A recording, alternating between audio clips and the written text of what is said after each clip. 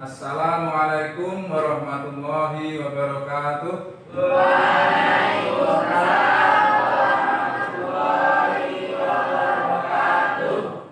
Apa kabar anak-anak sekalian? Alhamdulillah luar biasa. Alhamdulillah rabbil alamin. Segala puji bagi Allah, Tuhan semesta alam yang masih mengaruniakan kepada kita berupa kesehatan dan kesempatan sehingga masih bisa belajar Al-Quran hadis pada hari ini sesuai dengan jadwal. Baiklah, sebelum kita mulai belajar, kami minta ketua kelas memimpin berdoa dulu. Silakan berdoa dengan bersuara. Rizky mewakili ketua kelas. Ya, berdoa mulai.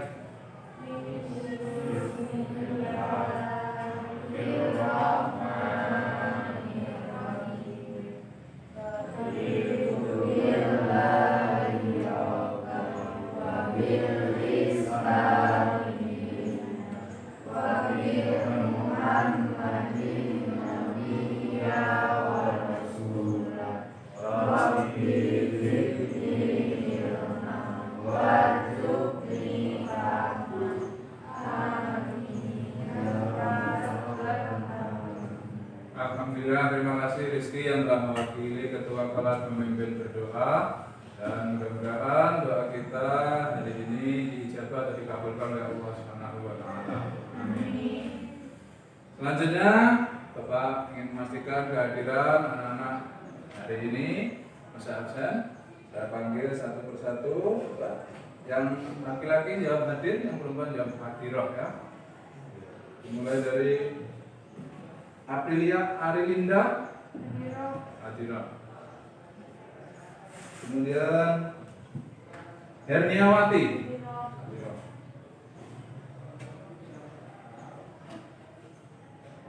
Lisna Listiani Akmal Azami hadir. Selanjutnya kita akan belajar tentang ukhuwah. Ukhuwah itu dari bahasa Arab ya, artinya persaudaraan. Nah, sebelum Bapak menjelaskan tentang ukhuwah atau masuk ke kegiatan inti, perlu kalian ketahui apa indikator keberhasilan belajar kita hari ini. Bapak sudah tampilkan di sini indikator yang ingin kita capai. Ya, nanti dijabarkan di tujuan. Indikatornya kalian nanti setelah belajar, pertama bisa menganalisis Quran surat Al-Hujurat ayat 10 beserta hadis yang terkait dengan ukhuwah. Jadi satu ayat dan satu hadis. Yang kedua, kalian harus bisa menyingkap makna yang ada di Quran surat Al-Hujurat ayat 10 dan di hadis yang terkait dari satu hadis juga. Yang ketiga, kalian harus bisa menguraikan apa isi ayat itu. Nah, ayatnya masih bahasa Arab, nanti diterjemahkan, dari terjemah kamu uraikan, isinya tentang ini. Ya. Yang ketiga atau yang keempat, kalian nanti harus bisa membaca Quran surat Al-Hujurat. Karena ini Al-Quran, harus bisa membaca sesuai dengan ketentuan tajwid, panjang pendeknya, tempat wakofnya, ya, dan makhorijul hurufnya. Huruf-hurufnya nanti harus dibaca sesuai dengan makhorijul huruf. Kemudian tujuan atau indikator keenam, mengidentifikasi hukum bacaan tertentu yang akan kita pelajari di pertemuan ini yang terdapat di dalam Quran surat Al-Hujurat ayat 10. Jadi ada 3 nanti pembacaan yang kalian harus paham mengenai definisinya, mengenai cara membacanya. Nanti bisa dilihat di sumber bacaan dari buku bisa, dari internet bisa, atau dari tayangan slide proyektor atau dari LCD nanti. Terus tujuan yang ingin dicapai setelah selesai pembelajaran nanti, kalian pertama ya harus sesuai dengan indikator tadi. Pertama apa? Menguraikan pengertian persaudaraan. Persaudaraan itu apa pengertiannya? Nanti kita bahas, diskusikan, cari jawabannya di sumber belajar kita hari ini. Kemudian yang kedua, menganalisis Quran surat Al-Hujurat ayat 10 dari dianalisa. Di ayat itu ada bunyi bacaan pendek, bacaan panjang, ada huruf yang harus dibaca melalui bibir, melalui hidung dan sebagainya ya. Nanti kalian harus bisa menganalisanya. Kemudian juga tentang hadis dianalisa juga. Hadis itu riwayatnya siapa? ada berapa kata dan sebagainya. Kalian harus bisa memisah-misahkan kata-kata di hadis itu. Yang berikutnya menguraikan kandungan hadis. Nah, kalau tadi Al-Quran juga harus tahu kandungannya, hadis juga harus tahu kandungannya. Hadis tentang ukhuwah tadi kandungannya tentang apa saja. Selanjutnya bisa mendemonstrasikan bacaan. Setelah belajar cara membaca, tahu panjang pendek, tahu tajwid, kalian harus bisa mempraktekkan. Oh, kalau bacaan ikhfa begini, ikhfa begini, dalam bentuk demonstrasi, dalam bentuk praktek, tunjuk kerja. Berikutnya, tujuan yang ingin kita capai yaitu menganalisis 3 hukum bacaan. Nah, ini yang saya sebutkan tadi ya, indikator. Tidak semua baca tajwid di Quran surat Al-Hujurat yang kita harus pahami hari ini atau kita analisis hari ini, tapi hanya 3 aja. Ikhfa hakiki, yang kedua idhar syafawi, dan mat alif disukun. Ada 3 itu yang kita targetkan setelah belajar kalian paham. Apa itu mat alif disukun? Ciri-cirinya bagaimana? Cara membacanya bagaimana? Kemudian tujuannya yang kita capai setelah belajar mengidentifikasi, mengetahui ciri-ciri dari macam-macam ukhuwah atau persaudaraan. Karena persaudaraan itu ternyata ada bermacam-macam ya. Nanti kita pelajari ada persaudaraan yang karena hubungan nasab, itu ciri-cirinya gimana? Oh, anak dengan bapaknya, adik dengan kakaknya itu nasab. Nah, misalnya itu namanya persaudaraan senasab. Oh, ada yang persaudaraan yang di luar nasab. Dia bersaudara karena nasab bukan ke orang lain, tapi karena terikat oleh pernikahan, misalnya ya, jadi saudara seikatan pernikahan. Itu juga ada saudara-saudara yang lain nanti macam-macamnya ya. Kalian harus bisa mengidentifikasinya. Yang terakhir, yang ketujuh, karena kita mempelajari persaudaraan, tentu ingin tahu atau ingin mendapatkan manfaat. Kalian harus tahu apa manfaat atau hikmahnya persaudaraan. Kalau kita amalkan, kita terapkan dalam kehidupan sehari-hari, sehingga pelajaran kita atau belajar kita ini tidak sia-sia. Belajar yang bermakna, belajar yang berguna, belajar yang bermanfaat untuk kehidupan kita. Ya. Baiklah anak-anak, setelah saya jelaskan mengenai indikator dan tujuan pembelajaran, Bapak ingin bertanya, adakah di sini yang punya saudara senasab? Seperti saya singgung tadi, punya kakak, punya adik, punya orang tua. Coba, siapa yang punya adik? Angkat tangan. 1, 2, 3, 4, 5, 6, 7. Siapa yang punya kakak? Kalau ada yang punya kakak, ada yang punya adik. Siapa yang hanya punya adik saja nggak punya kakak? Anak pertama berarti. Oh, ada juga. Siapa yang punya kakak saja nggak punya adik? Berarti anak terakhir. Ada 3 orang. Ya. Coba rindu misalnya. Ada berapa saudara? 3. Kamu anak berapa? 3. Kakakmu laki-laki semua? Iya, laki-laki dan perempuan. Kamu menganggap kakakmu 2 itu saudara atau orang lain? Saudara. Itu namanya saudara apa?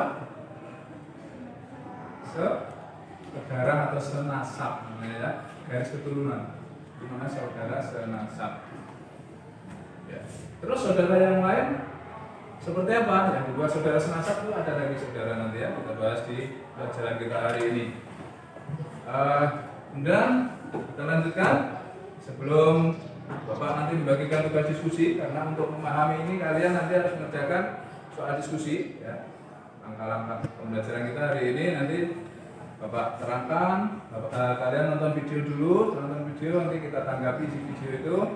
Kemudian setelah kita tanggapi, kita belajar membaca dulu surat Al-Hujurat ayat 10 secara bersama-sama supaya tahu bagaimana cara yang baca yang benar. Setelah itu Bapak bagikan tugas diskusi yang harus dikerjakan secara berkelompok nanti ya.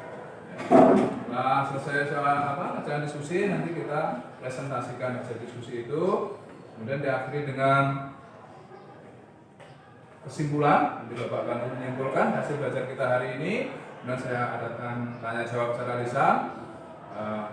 Beberapa pertanyaan terkait dengan hasil pembelajaran. Apakah kamu paham atau enggak dari belajar diskusi tadi, ada hasil atau belum? Sudah tercapai belum apa yang kita inginkan? Ketika presentasi nanti saya minta semuanya bisa memperagakan atau mendemonstrasikan cara membaca ayat dan hadis secara benar ya. Ayat Quran surat Al-Hujurat dan hadis tentang ukhuwah. Ya, nanti ketika presentasi Bapak nilai kalian baca sudah lancar. sudah benar. Nah, gitu namanya ya. Makanya nanti ketika diskusi belajar dengan teman diskusinya, apakah bacaan saya ini sudah benar atau belum? Satu baca, satu dengerin. Nanti gantian, kamu salah. Ini harusnya mendengung. Kamu kurang mendengung bacaannya. Ini Pak, misalnya. Ini gunah, kamu nggak ada gunanya. Coba dibetulkan ada gunahnya. Kasih contoh gunah gimana. Nanti saling tukar, saling mengajari ya, saling membantu temannya. Nah, setelah sama-sama udah lancar, nanti ketika praktek demonstrasi membaca sudah bisa semua. Itu namanya ya. Baiklah, mari kita saksikan tayangan video tentang ukhuwah yang terkait dengan pembelajaran kita hari ini. Kalian siapkan buku catatan dan alat tulis sekarang. Ya, nanti kalau ada yang belum dicatat dari video, dicatat.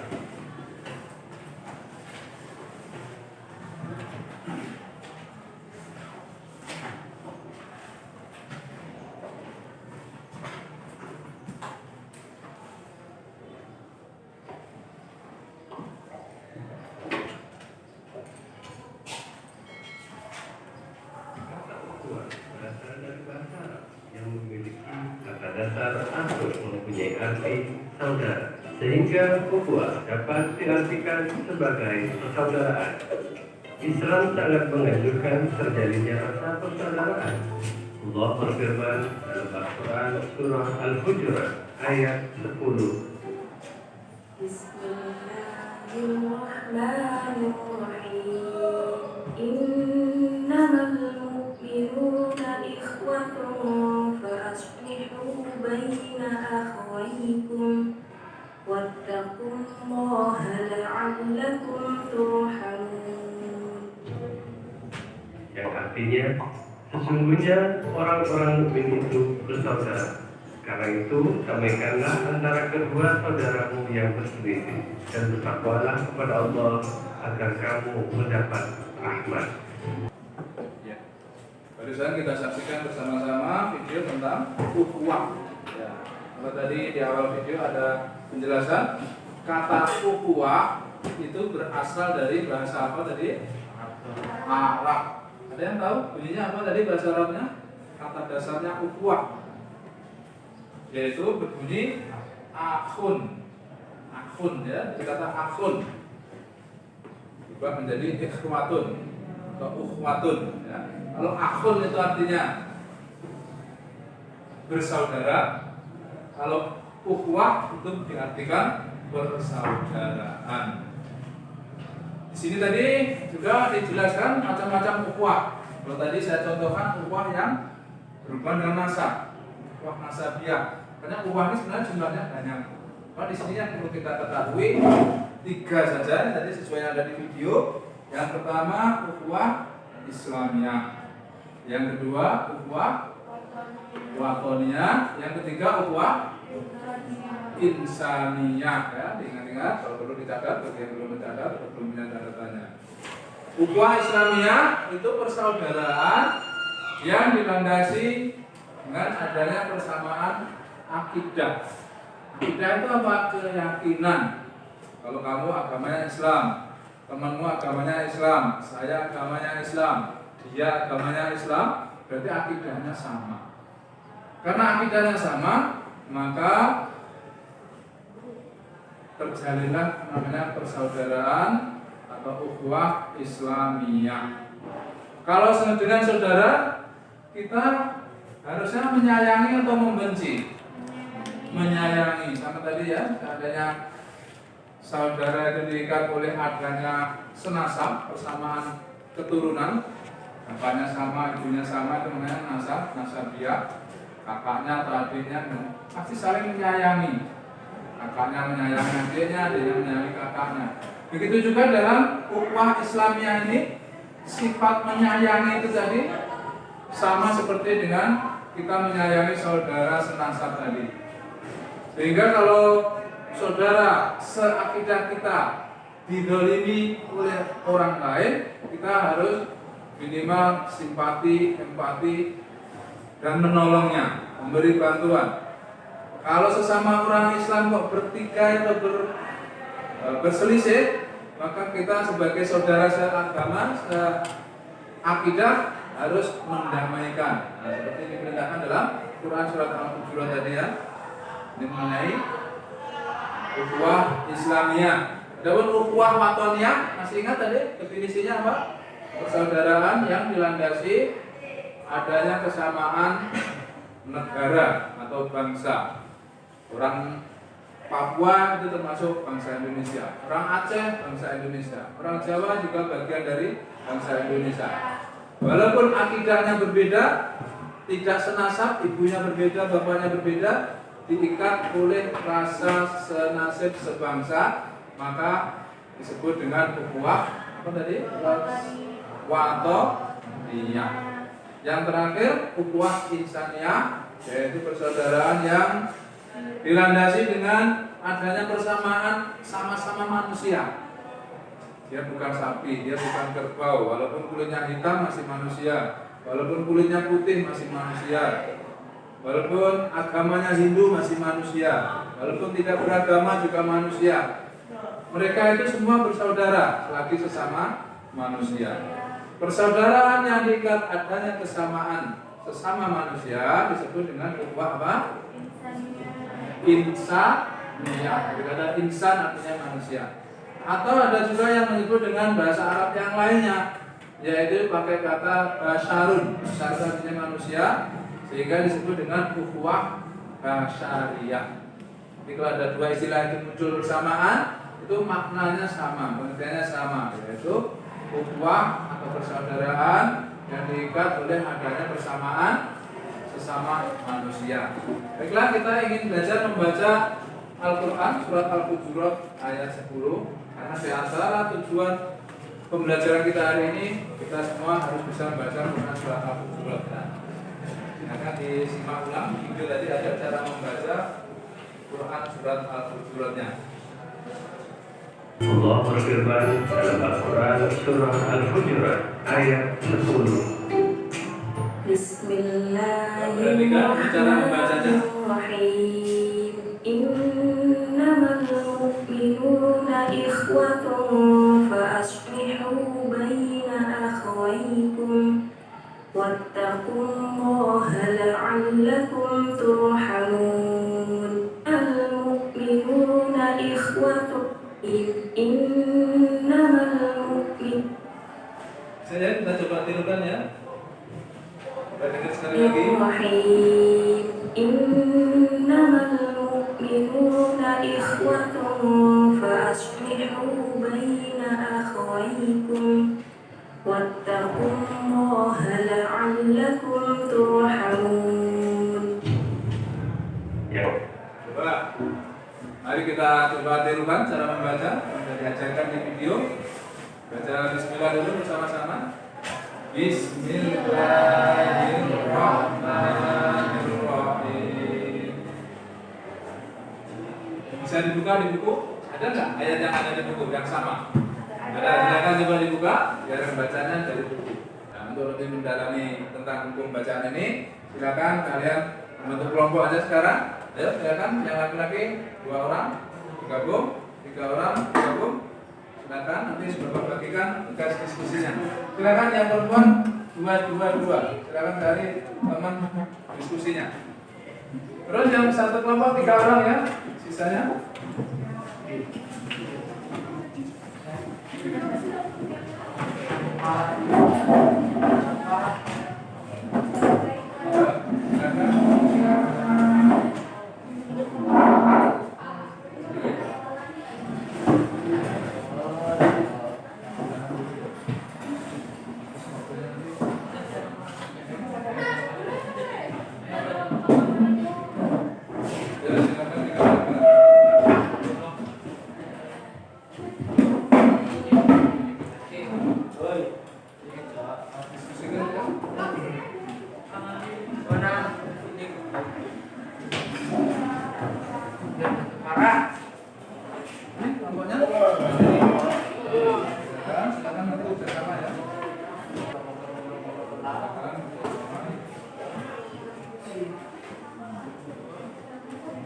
Cara membaca dan apa ya, jadi jangan ditulis hukum bacaan, tapi bunyi bacaan.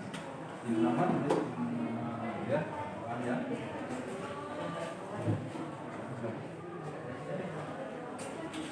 Ini nomor 3 ya. Jawabannya boleh kalian cari di buku atau boleh juga browsing di internet kalau di buku tidak ditemukan.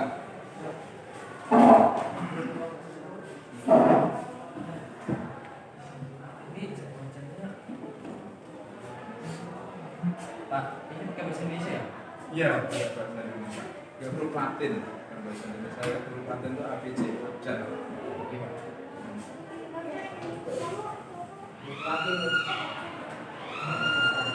Sahur.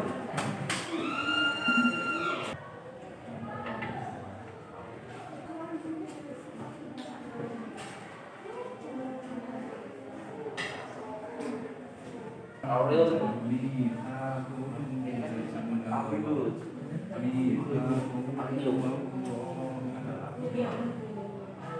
Jadi ketika kita berhenti di sini, ini magang yang mengerjakan Tuhan pada menang.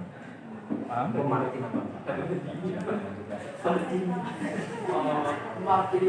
Sudah selesai? Ya, mari kita coba lanjutkan ya, sudah selesai ke presentasi cara baca ayatnya aja. Cara presentasi baca ayatnya ya. Apa nanti yang menyiapkan diri? Siapa yang menyiapkan diri dulu ya?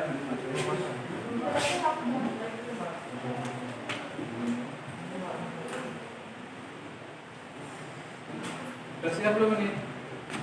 Siap. Siap ya? Baca ayat. Siap. Siapa yang benar baca ayatnya? Hukum bacaan.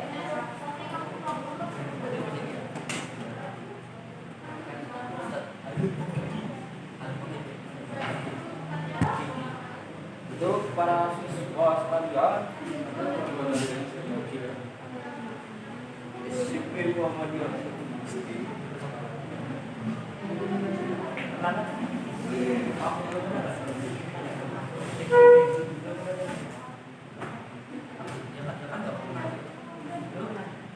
Ya, semuanya mempersiapkan diri, seandainya nanti ada waktu suruh maju semua nanti.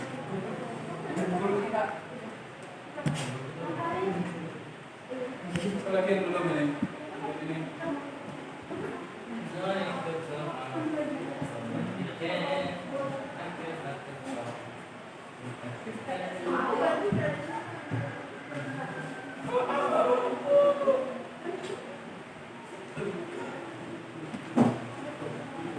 Bukan nanti satu-satu baca ayat ini ya. Ini ingin tes bacaan kalian.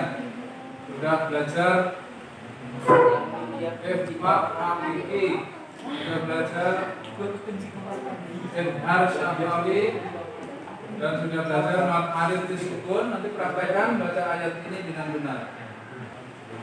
Ya, sekarang Bapak ingin minta satu kelompok mempresentasikan hasil diskusinya. Silakan kelompoknya.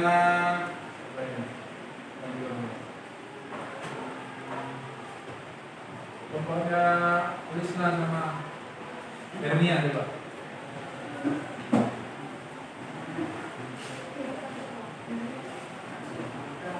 Ya, akan bacakan hasil diskusimu. Yang lain mempersiapkan ya.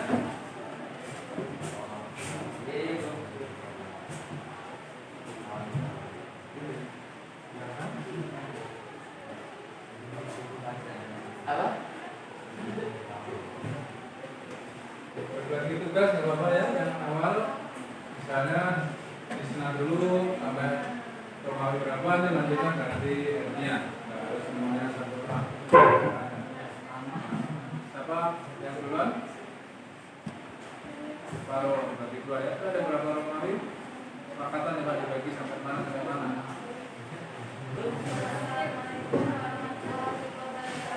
Waalaikumsalam warahmatullahi wabarakatuh. Mulai dari Romawi dua langsung baca secara keseluruhan.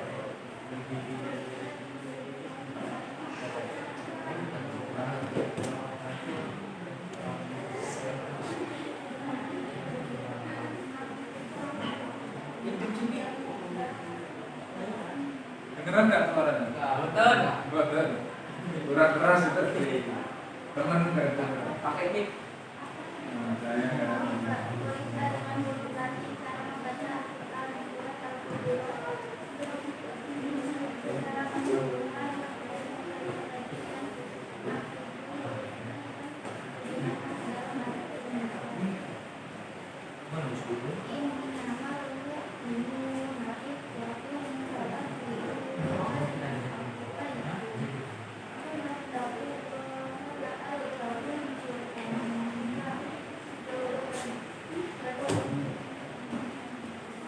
Apa terjemahnya?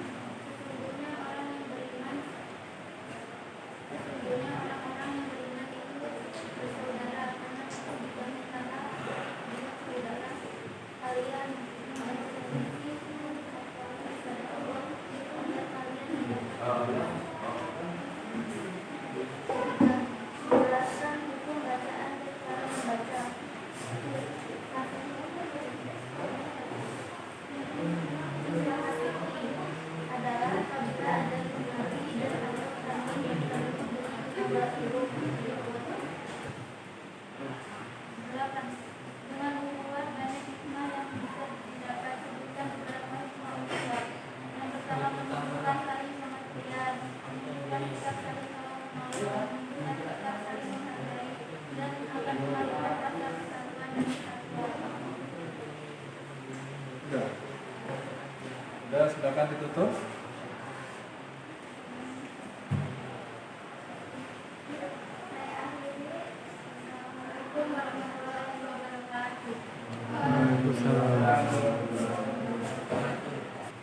Baiklah anak-anak sekalian, kita coba baca hadisnya, perlu diperbaiki lagi ya. Jadi dari beberapa temanmu yang presentasi, cara baca hadisnya nadanya dibuat jangan sama dengan cara membaca Al-Quran. Coba dibuka di buku halaman 19, kita baca hadis. Halaman 19, coba semuanya lihat halaman 19. Udah penuh? Udah ya? Hadis tentang ukhuwah. Coba ditirukan. Al-mu'minu lil mu'mini kal bunyani yasuddu ba'duhu ba'dan. Al-mu'minu lil mu'mini Al-mu'minu lil mu'mini kal bunyani yasuddu ba'duhu ba'dan. Sekarang halaman berikutnya coba lihat. Kita belajar mengartikan perkataannya coba. Al-mu'minu apa artinya? Orang beriman. Orang beriman. Orang-orang atau orang saja? Orang menunjukkan satu ya. Kalau al-mu'minuna tadi orang-orang banyak. Kalau al-mu'minu cuma satu. Lil mu'mini artinya terhadap satu orang beriman. Kal bunyani seperti bangunan. Yasuddu ba'duhu ba'dan menguatkan satu sama lain. Kalau arti keseluruhannya coba dibaca Azami, arti keseluruhan hadis itu Orang mukmin yang satu dengan mukmin, yang lain ibarat satu bangunan yang saling menguatkan satu sama lain. orang mukmin yang satu dengan orang mukmin yang lain itu saling menguatkan, ibaratnya seperti sebuah bangunan yang kokoh. Ini maksudnya apa? Bangunan itu terdiri dari bahan yang sama atau beda-beda? Sama. Satu rumah, satu gedung ini bahannya sama atau beda-beda? Sama. Maka pakai fondasi. Menurut Azami sama bahannya. Pasir dengan bata itu sama atau beda? Beda. Paku dengan kayu itu sama atau beda? Beda. Bagaimana Azami? Pendapatmu benar? Satu bangunan yang kokoh bisa berdiri ini terdiri dari bahan yang berbeda-beda. genteng dengan bata beda, genteng dengan kasur beda. Tapi setelah jadi satu, saling menguatkan, saling melindungi, saling berperan masing-masing membentuk bangunan yang kokoh, berdiri tegak bertahun-tahun. Begitu juga umat Islam, sesama umat Islam yang lain, kata Nabi ini ibarat seperti bangunan. Ada umat Islam yang ahli sholat, ada yang ahli zakat, ada yang ahli perang, ada yang ahli ilmu, ada yang ahli sedekah, ada yang ahli kerja, macam-macam, ada yang insinyur, ada yang dokter, ada yang guru, orang Islam semua. Ketika mereka bersatu, bisa saling menguatkan Islam. Seperti itu maknanya.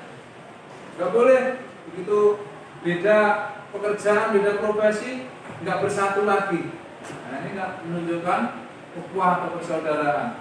Ibarat seperti bangunan tadi, nggak boleh genteng mengeluh. Waduh, saya kok jadi genteng, susah hidup saya. Kenapa? Kalau ada burung terbang di atasnya berak, saya yang kena duluan. Enakan kasur di bawahnya aman. Seandainya seperti itu, bertengkar, enak mbah kuwi kata kasurnya. Enak kamu nongkrong di atas punggung saya terus menerus. Saya capek gendong kamu selama ini. Ya, bisa dibayangkan seperti itu ya. Gendeng kan bisa duduk nongkrong di atas, nginjek bawahnya. Bawahnya gitu ngeluh lagi. Kamu ini enaknya sendiri, saya yang nancep di kayu ini, megangin kamu terus menerus antara rem dengan kasurnya itu. Capek juga. Seandainya mengurus seperti ini. Nanti pondasi yang paling bawah, saya yang paling berat, nanggung atasnya sampai genteng. Kalau nggak ada saya, kamu udah roboh. Seandainya nggak bersaudara, nggak bersatu seperti itu. Umat Islam juga begitu. Nabi menganjurkan supaya bersaudara, mengikat persaudaraan, saling menyayangi, saling membutuhkan, saling memberi. Itu ibaratnya seperti itu. Jadi ibarat yang dibuat Nabi ini sangat tepat ya. Karena di bangunan itu nggak ada yang saling mencela, nggak ada yang saling merasa paling hebat. Akhirnya bersatu, kuat, kokoh, bisa berdiri tegak dan memberi manfaat. Itu makna persaudaraan dan persatuannya. Baiklah, cara membaca ayat Al-Quran, cara membaca hadis sudah dicontohkan dan juga diturunkan. Kalau Bapak ingin minta satu orang baca hadis, coba Rizky baca hadis dengan nada yang pas.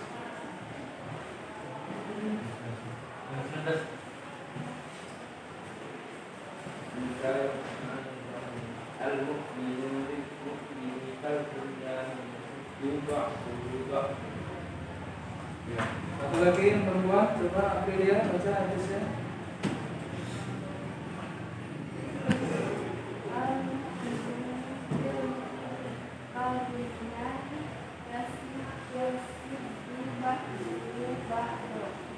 Kalau Bapak tanya, dari potongan atau petikan hadis ini, setelah dipisah-pisah per katanya, yang berarti seperti bangunan, itu yang mana?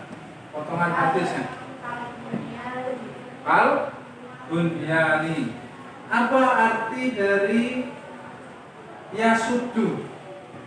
Menguatkan ya, menguatkan. Kalau yang artinya orang beriman,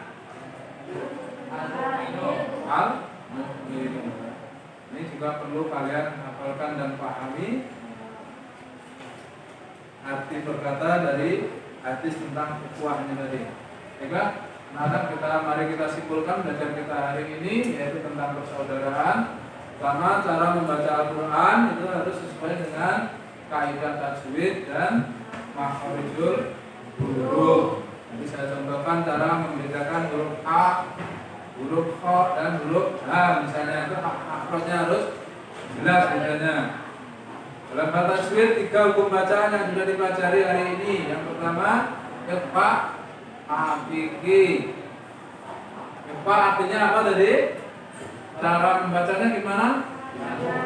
Dengan samar-samar atau mendengung. Kemudian yang kedua, hukum bacaan yang harus dipelajari atau yang harus dipahami hari ini yaitu idhar syafawi, yaitu apabila ada huruf mim sukun bertemu dengan huruf hijaiyah selain huruf mim dan huruf ba. Cara membacanya jelas atau samar kalau idhar itu? 11. Nah, yang ketiga yaitu hukum bacaan mat arid lis sukun, yaitu apabila ada mat tabi'i diikuti dengan huruf berikutnya yang dibaca sukun atau mati, maka hukum bacaannya berubah menjadi apa tadi? Mat arid lis sukun. Cara membacanya berapa panjangnya? 2 harokat sampai 6 harokat. Kalau mat tabi'i berapa harokat? Kalau cuma mat tabi'i berapa harokat panjangnya? 2 ya. Kalau mat tabi'i cuma 2 harokat, kalau sudah berubah menjadi mat arid disukun jadi 2 sampai 6 harokat. Mat arid disukun ada 3 macam tadi. Yang pertama apabila ada mat tabi'i dengan yak mati. Yang kedua mat tabi'i dengan huruf alif mati. Yang ketiga iya, mat tabi'inya dengan huruf waw mati. Kalau ketiga mat tabi'i tadi entah yak mati, waw mati atau alif mati tadi diikuti dengan huruf yang dibaca mati atau wakow seperti di akhir ayat, kebanyakan di akhir ayat, maka hukum bacaannya disebut mat arid disukun. Dalam membacanya panjangnya 2 sampai 6. Coba siapa masih ingat hikmah dari ukhuwah tadi salah satunya apa? Apa? Rizky? Hidup menjadi tenang dan tentram kata Rizky. Betul apa salah? Orang yang banyak saudara, di mana-mana ada saudara, entah saudara kandung, saudara senasab, saudara seiman, saudara sebangsa maupun saudara sesama manusia, hidupnya akan tenang dan tentram karena di mana-mana ketemu saudara. Hikmah yang lainnya, siapa yang tahu? Hikmah ukhuwah Bukan saling pengertian. saling Ya. pengertian, karena merasa bersaudara maka tumbuh rasa saling pengertian. Ada lagi hikmah yang ketiga, siapa yang tahu? Apa? Orang yang bersaudara biasanya suka bersilaturahmi dengan saudaranya, maka umurnya akan dipanjangkan. Hikmahnya silaturahmi. Silaturahmi karena menganggap orang lain saudara. Kalau orang lain tidak dianggap musuh, kira-kira suka silaturahmi atau enggak? Enggak. Karena menganggap saudara maka suka silaturahmi. Dan orang silaturahmi fadilahnya akan dipanjangkan umur dan dipanjangkan lipat gandakan rezekinya. Baiklah, tanda sudah berbunyi, berarti waktu kita sudah habis. Kita akhiri. Sebelum saya akhiri, Bapak beritahukan pertemuan berikutnya nanti kita akan membahas tentang husnudzon, prasangka baik. Baiklah, mari kita akhiri pelajaran kita hari ini dengan refleksi. Apakah kalian masih semangat, masih sehat semua? Masih, alhamdulillah. Hari ini kalian senang ya membagi ragam ya. Dan kalian senang semua. Dan senang mudah-mudahan kalian terjaga imunitasnya dan tetap sehat. Mari kita baca. Silakan dulu, kita dikembalikan dulu.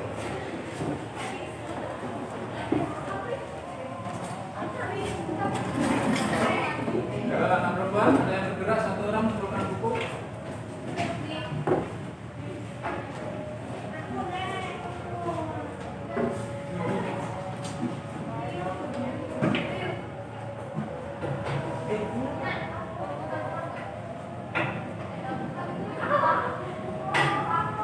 Sekarang kembali ke tempat duduk. Mari kita akhiri belajar kita hari ini dengan fokus dulu, konsentrasi dulu, jangan masihnya minta siap dulu. Bersiap semua? Bersiap. Mari kita akhiri belajar kita hari ini dengan membaca doa kifaratul majlis. Subhanakallahumma wa bihamdika asyhadu an la ilaha illa anta astaghfiruka wa atubu ilaik. Akhirnya assalamualaikum warahmatullahi wabarakatuh.